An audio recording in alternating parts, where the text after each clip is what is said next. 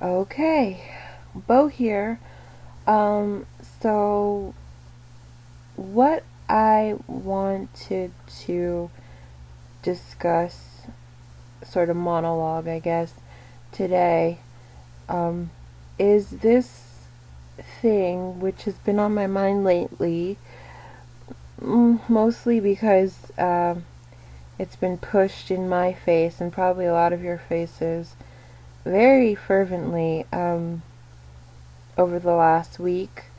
It's the Amber Heard and Johnny Depp trial. I didn't really want to talk about the details. I guess I just wanted to talk about how very uncomfortable the dynamic of this uh, makes me. The deluge, the absolute tidal wave of hate Amber is getting. It just feels very disproportionate to her crime, and it just feels very unique to her gender, to her sex, because I don't recall any time in the history of man, especially any time in the history of social media, where a man was treated to this, and men, in the celebrity sphere, have done horrible things to women, to each other, and they don't get like even a fraction of this hyper focused attention and open disdain. So it's this weird thing where she is not good and I cannot defend her, but she is also not the level of bad that she is getting. Like, it's weird. It's, again, I have to compare another woman to Putin. I have to compare the difference in uh, contempt, outward contempt shown for one who is a man and a murderer, currently murdering, and one who is a woman who was dishonest about her part in her domestic situation. Seemingly, that seems to be her big offense. And it does still seem to be it does still seem to have been mutually combative. Like, Johnny doesn't seem innocent to me. I mean, to everyone who despises Amber, he's innocent. He's like good, golden, pure, done no wrong, and she is like the epitome of bad. And this all just feels very dangerous. Like, if nothing else, I hope, even though I know that's probably not happening, just from seeing the fanfare from women, like going to the courtroom, very reminiscent of Michael Jackson, how the fans would show up to the court and like cheer him on. He's innocent in their minds no matter what, even if caught on camera. Like R. Kelly, caught on camera urinating on a child and still highly beloved. So it's like the men can, which I mean, this like is what I go to, by the way, because I've been hearing and more seeing this thing online. I talked about it in the Will Jada video, Jordan Peterson video I did. This thing of like what misogynists are saying now are variations of this quote that goes something like, the only things that are unconditionally loved in the world are women, pets, and children. And it's just, that is so not true. And the originator of this quote I learned after hearing it or reading it several times in arguments or just passing through comments on random spaces, is Chris Rock. He said this in a stand-up set, and he is the originator of this very dishonest, irrational, logical, stupid, misogynistic quote. It's just, I mean, that's the core of it. Because, like, I mean, it does mention dogs and animals, but people tend to use this to point, or paint, or to argue how good women have it in society, how they are just unconditionally loved, when I just know that to be the opposite of true, as this sort of gives evidence to, and as my points prior with the men I listed, it like the opposite is more true. Like I don't know that anyone is truly unconditionally loved, but men experience something in this world closer to unconditional love than women do. Women are very easily hated. Like, you have to be a very specific kind of woman, especially in certain cultures, to even have anything resembling love, which I wouldn't even call love. But like, once you dishonor your family by being sexual, or even just perceivably sexual, or something like that, like, honor killings are a thing in our world. Women have a much higher bar for what they have to do to maintain just being treated somewhat decently in varying parts of the world. Men, on the other hand, can sort of in our world do no wrong. You know, they can pull a Prince Andrew and still walk with Mummy in the Abbey for Papa's memorial, right? They can pee on a 13-year-old or 12-year-old girl and still have their music bumped and not really be targeted for any kind of criticism until there's a big spectacle, post-Me Too era kind of thing, and it's like a thing on Lifetime.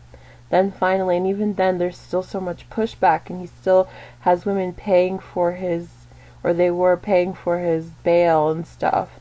So it's like men, especially men who are like in the public eye, who have cultivated any kind of fan base, and my God, is that a scary thing. Men can like do no wrong. They can do something heinous and still be beloved, still have fans. So they are the sex who can experience something closer to unconditional love, which is related to this, because the worship that men get, the worship specifically that Johnny Depp has been getting, it's so scary. It's so scary, and any woman considering going into a relationship with him after this, I mean, women are so, like, there's always going to be a woman to do that. There's always going to be, maybe I should more appropriately say a girl, willing to do that. But I just hope women out there understand the power dynamic here. It's not in your favor, honey. Look what's happening. Look at this. Look at this insanity.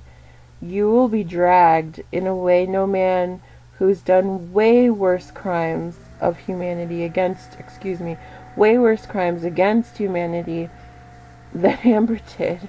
Amber got into some fights with her husband, and she's like on the like #1 most wanted hate list right now.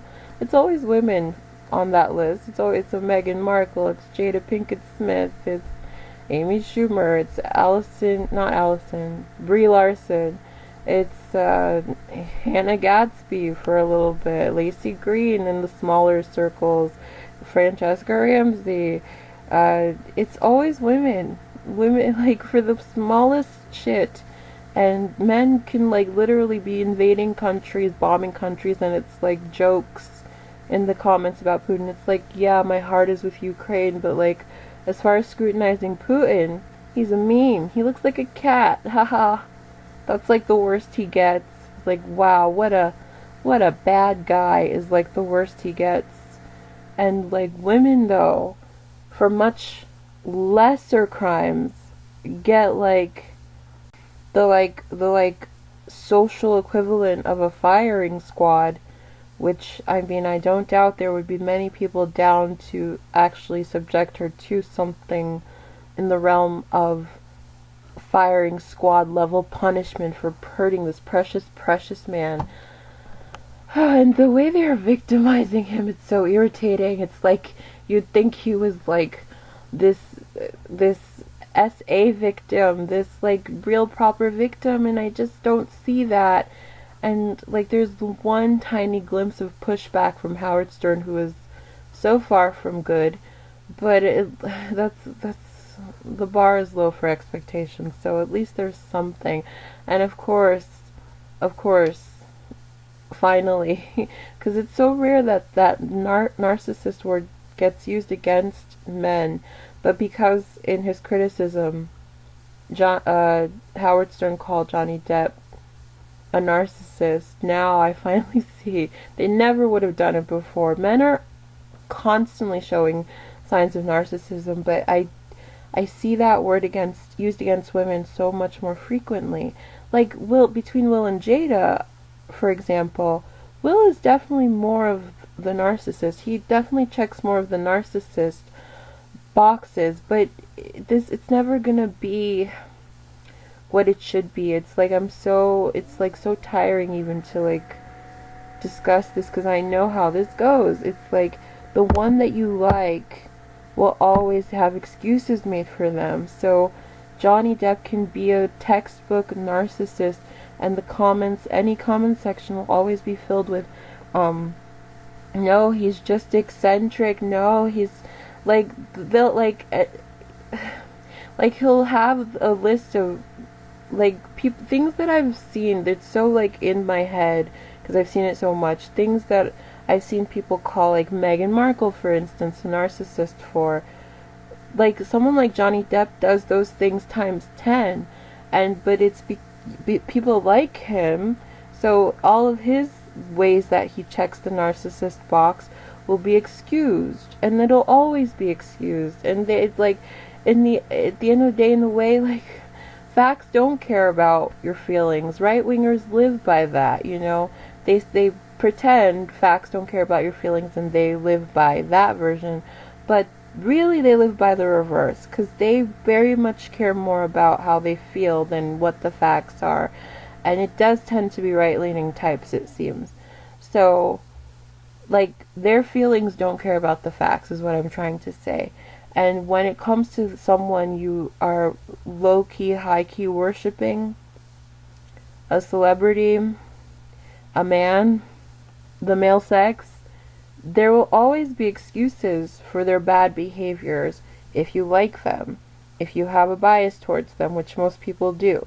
Their quote-unquote narcissistic behaviors won't even register to people until they do something really, really bad. Like in the case of Howard Stern, criticize a what do you call it? Like a made man. Like Johnny Depp is a made man here. So that's his cardinal sin. Like he can do anything, everything. Like he is no angel, Howard Stern. But people would ignore him. And if he had said the opposite, if he had said Amber Heard was the narcissist, people would ignore people. You know, the comments wouldn't be saying, oh, that's weird, Howard is the narcissist. They're calling him a narcissist because he called a made man that. He broke the rule of man. He criticized a made man. And you just don't do that. And that attitude, that anger, that pushback against Stern in the comments, it would not be there if he had made the same exact comment, but about Amber. And you know that. Like, I know I don't have the literal insight of existing in that alternate reality, but come on. People would just be agreeing with him. They wouldn't be pointing out how he's a narcissist like they're doing with Depp, and now pointing to like, oh, look at all the craziness you did on your radio show, Stern. You're the real narcissist. They wouldn't be saying that if he had said that about Amber instead. So it's very scary. It's very sad for women, for girls, and I just hope the smarter of the girls, I would hope, but I know realistically this is just not, it's not realistic to think that girls are watching this and going, I better not get involved with a high profile, beloved made man.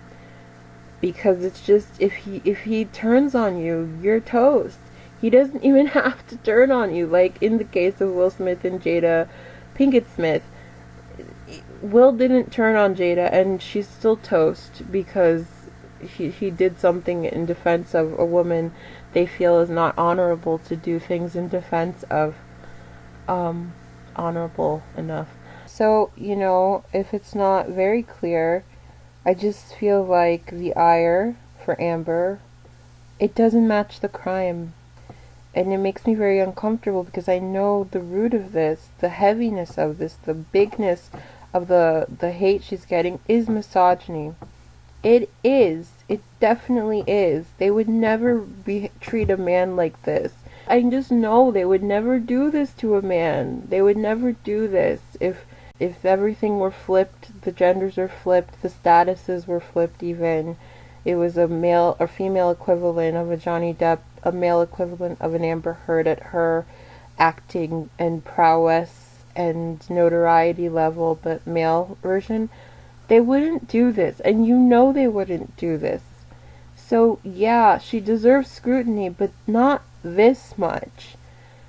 And I guess I just implore every young woman and girl, especially girls, who are interested in being with a made man, or really any man, really, to just think long and hard about it, because if he ever turns on you, the people will overwhelmingly side with him and drag the fuck out of you.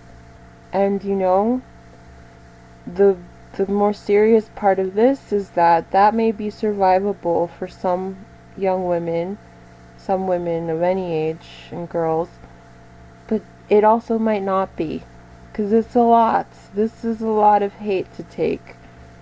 So, yet again, women are forced to be almost superhumanly strong, because this is too much, I was reading about how women think about suicide more often, and they handle those bad thoughts better, or maybe I could say they handle those thoughts differently than men do, because men tend to let those intrusive thoughts win more often. Those negative, intrusive, suicidal ideation thoughts win. And women, I think this is part of why women are stronger. You start learning to accept being seen as lesser, and calling yourself and your sex a bitch and a cunt and a whore and all these slurs. It becomes very normal at a very young age. We learn to take it on the chin at a very young age.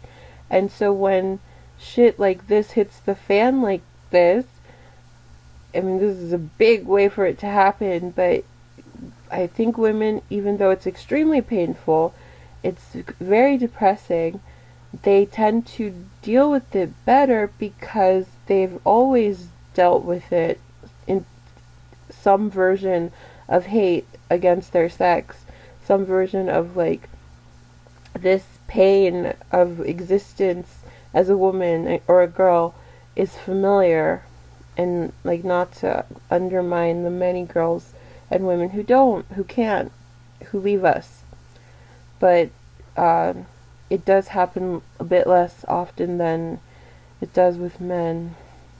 And I think men are definitely not used to experiencing anything resembling this kind of deluge of hatred.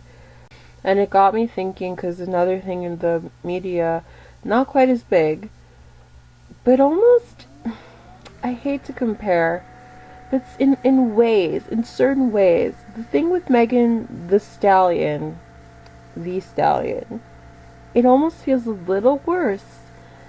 Or, again, not the best words in this language. I know those comparison words can be very irritating, triggering, annoying, because I don't want to downplay Amber's, what she's experiencing, because it's so huge and in our face. But the thing is, at least Amber is a little wrong, she's not completely innocent here. But Megan, the thing between Megan, uh, different Megan, not I almost said Markle, Megan the Stallion and Tory Lanez is just, it's upsetting in a different way, and almost a more intense way, because it's like she is obviously the good one here. This her thing is more black and white. Like, he fucking shot her. Like, of course he did. But it is kind of specifically the black community, but it's the broader community too. It's the mainstream community not holding him accountable too. But especially the black community, wherever this story with Megan and Tory is being discussed, there's heaps and heaps. I would say at least half, sometimes it seems like more than half, are like against her and pro Tory and like, oh, I don't know, and they're skeptical and like making these absurd conspiracy theories, when this is just so clear cut what happened. He shot her, he shot at her, and she did that thing that so many women, especially black women, do, where she didn't want to get him in trouble, and it's a little humiliating and it's a little bit scary, a lot of it scary, and she held back and she didn't want to snitch, quote unquote snitch, and all this bullshit that held her from holding him accountable. And then also when she did eventually tell, because she had to, because he kept lying and he kept talking about it and lying about it. Then they did call her a snitch. And it's like, this is not a proper laugh. This is like, I want to cry scream laugh. Like, what is this world? It's like, women are so cursed. This is insane. Like, how is even this difficult, where you can't even side with a woman who was fucking shot? Like the spell, like male charm is exactly that. It's a charm. It's like a spell. Like, the charm of man is so real that it seems to be a literal charm on the people of the world, where like men can just do whatever the fuck they want, and there will always be this defense, this army of defenders saying, well, we don't know. And then like, well, even if we do know, what did she say? Like, she must have said something. Like, it's, and then like someone pointed out something. I wish I remember where I read this. It was something like, they pointed out how, because I noticed they do this with all women, with all women in any kind of situation resembling this. But they said specifically about Megan, like, because she was, the reason she's in the news recently, by the way, is because she did this interview with Gayle King about her trauma of being shot by Tory Lanez, and she came off as authentically hurt and sad. And so they did the thing that they do with women, where they reframe it to a negative, because you can't say she's right, and you can't give her that she was hurt. So what do? You say, this is an Oscar-worthy performance. So when she's convincing, when she's telling her truth, the truth, and she's doing it in a way that is believable, then it becomes an Oscar-worthy performance. It's a lie, but a really good one is what that translates to. I've seen them say this with Meghan Markle, the other Meghan I talk more often about. And it's, how do you not be a misandrist? How do you not? It's so hard. But then how do you not be a misogynist? Because so many of these people are women who are in this line of defense for men. Yeah, so that, and then of course if she even had like the tiniest bit of not believability, if any woman does, it's always like that she's acting and she's not doing a very good job, or like, I don't believe her. Just a plain old, I don't believe her. Like, and even sometimes when women do say something that comes off as authentic, Because you can always say that, even like when you've got nothing in your arsenal, you can't accuse her of lying, really. You can just say, I don't believe her. Because you don't want to believe her because male worship, because it's in your brain. You idolize men, you're insane, you're a danger to women and girls, fuck you, you piece of shit. It's just insane. This is the Tory Lanez thing. He's such a walking red flag. All his behaviors. It's so obvious he's lying. It's so obvious what he did. If this were any other people, if this were two strangers of the same sex, it would be so obvious what happened here, and people wouldn't be making a million excuses to defend the shooter. It's like everyone just loses their minds, loses their ability to discern, to reason, to be objective, to be logical and come up with the most logical scenario. Now it's got to be fucking zebras in the park. Now you're making up zebra in the park scenarios, and that's just a reference to the saying, when you hear hooves, don't think zebras, which just means like, it's like a thing people say in like detective work, which means don't think of the craziest thing, because it's usually not the craziest thing. And people will try to make it the craziest thing. There was a third shooter. It was her friend.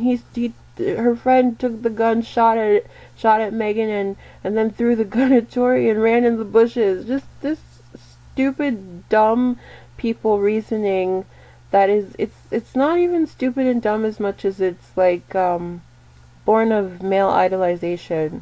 That's what it really is. It's like, I just can't say a man did a bad thing. I can't, because then I would have to like hold him accountable, and it's not even in me to hold men accountable and like criticize them.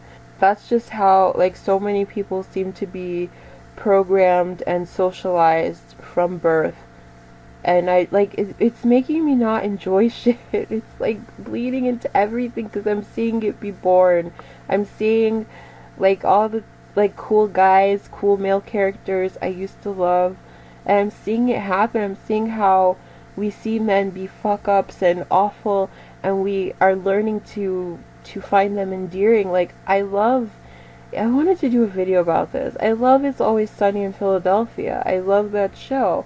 But I kind of hate it now, partly because of this, but more because of something else, actually. But even the something else that's actually bigger aside, watching it and watching a bunch of other shows I used to love with male leads who I adored, and the male leads are always so very flawed, and I'm realizing girls watch this and boys watch this, and they learn to like normalize men being very fucked up and flawed, and being okay with that, and learning to be okay with that, and still seeing their humanity, even, in spite of that.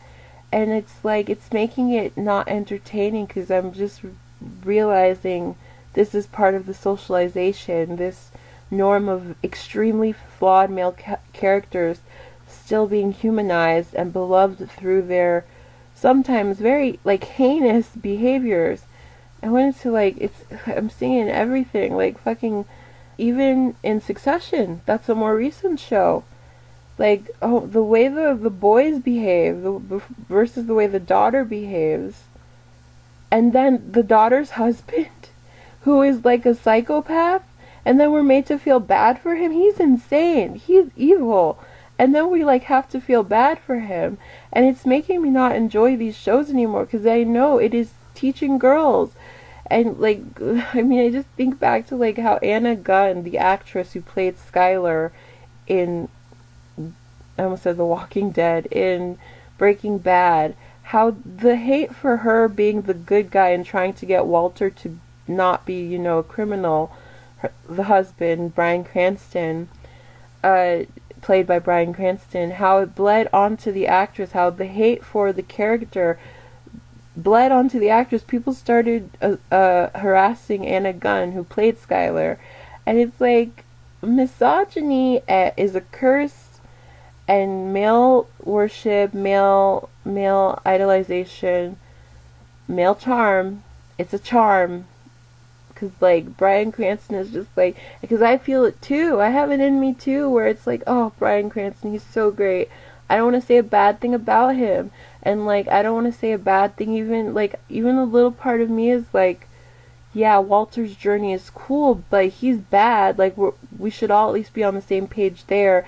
But no, people take it past the point of reason. Like, we don't, like, I stop before I go crazy with it. And almost everyone else, it seems, is like, no, he's like, the charm of Bryan Cranston is also the charm of Walter White. He's smart. He like takes what he wants, even when he's a terrible father and abusing his son. It's still a badass. It's like men can just do no wrong. I'm repeating myself now a lot, but that's the thing that we're living with, that we're living under. That's what patriarchy really is this thing where men can just, this spell that makes us feel like deep down inside and externally too, I guess, that men can do no wrong. And it bleeds into everything and onto everything. And I was just I'm constantly in arguments with people about how extreme they are and how they attack like a Carrie Bradshaw, and how the women in every comment section for every Sex and the City clip are just so harsh towards her, versus a Tony Soprano where it's like love. And he's like everything they say Carrie is, he's all those things plus worse, because like a murderer, and he's like everything she is times 10 again. He's way more selfish than she ever was. He's way more manipulative. He's and then just the night and day of it, and they're both dramas, but well, dramas basically, where they were both on HBO, kind of ran at the same time, and just like the comment section of The Sopranos is so different from the comment section of Sex and the City. Like, the women just attack the shit, and this is like the norm. This is why it's extra irritating when misogynist men with podcasts say women don't take accountability. Women take too much accountability. Women are so fucking mean to women. There's like no code with women. There's no sisterhood. Men, on the other hand, men can again do horrible, heinous things in real life and in fiction. And it's like, oh, Tony, that's our guy. That's our guy. You know, Eminem, real life, he hates women, and we love that about him. Like, they love these people. They love men, no matter what they do. It's the mild criticism of Putin versus the extreme criticism of a Jada Pinkett Smith, of an Amber Heard, of a Meghan Markle. One is a murderer, but he's male, so it's like, it's not that bad. It's not like he's a manipulative narcissist. Ugh. Even though he's that too. But like, I guess at least he's not a manipulative narcissist while female. The sex that I guess is supposed to be submissive and quiet and obedient, like Kate Middleton. Oh God. It's just, this dynamic is just, it's so dangerous for our female children coming about in the world, who are not yet born, who are babies right now, who are toddlers and little kids, little girls. And this continued normalization of misogyny and this lack of awareness about it, and how sexism and misogyny bias our opinions and make people say really extreme things about women and about individual, well, still women. It's dangerous. Any woman or girl can fall into this, can be a victim of this. All women and girls, in a sense, are. Because you're good until you're not, until you're targeted by a made man, like a PewDiePie, a Prince William, a Dave Chappelle, even a not so made man like a Tory Lanez, fucking random ass rapper who, it's just too easy. And I know these are celebs, but it happens in the normie world too. Like, it's not just in celeb world this is happening. That's just when it's on stage. But this is the normal attitude in normie town. For us normies down here, us plebes, this is the normal attitude. These are the normal biases that women and girls walk through life facing, where men are given like benefit of doubt, like endless benefit of doubt, and women are like, and girls are like, you are almost walking life with a deficit for being female, and you have to prove your worth. And it's backwards. It's not what Chris Rock said. It's the opposite. Like, men are not the ones who are honor killed. He deserved more than a slap. Oh God, I hate Chris Rock. I just think about the plight of women and girls in this world, and how dare you say that? How dare you even think something so fucking stupid and provably false? And it's like, the facts don't matter with these people, with right-wingers, with men, with all these people I argue with who are on the other side of all of these positions I have. The facts don't matter. They never do. They'll just say their thing, regardless of what is actually true. Because I had a whole argument under that video of Chris saying this. And this guy, I pointed out facts, and he was like, all he said was like, I made this long list of how he's wrong. I made a proper fact-based argument about why he is wrong, how, like, examples of how women and children and even animals are not unconditionally loved. And I got like 2 likes maybe, and he said, "You're the kind of woman I hate." Something like that, he responded to me.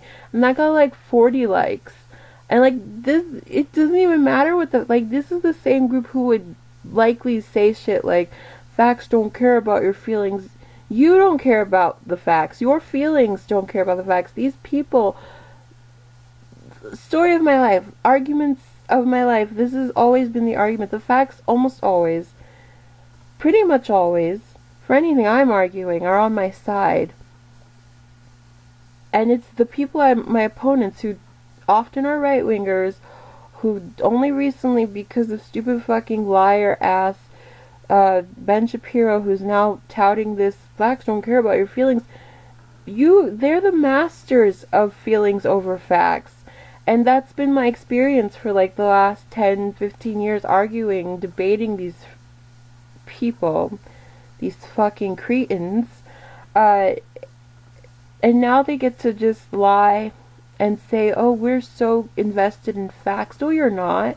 Because when I point out facts, when I point out factually how Chris Rock is wrong, objectively wrong, this position that only these 3 are unconditionally loved and men are not, is an objectively wrong stance to have, and there's even a good logical argument for how the reverse is true. Men experience the thing that is closer to unconditional love in the world. All he has to say is, you're the kind of feminist I hate. 43 likes, I think, last I counted. And it's that easy, and you don't have to have facts.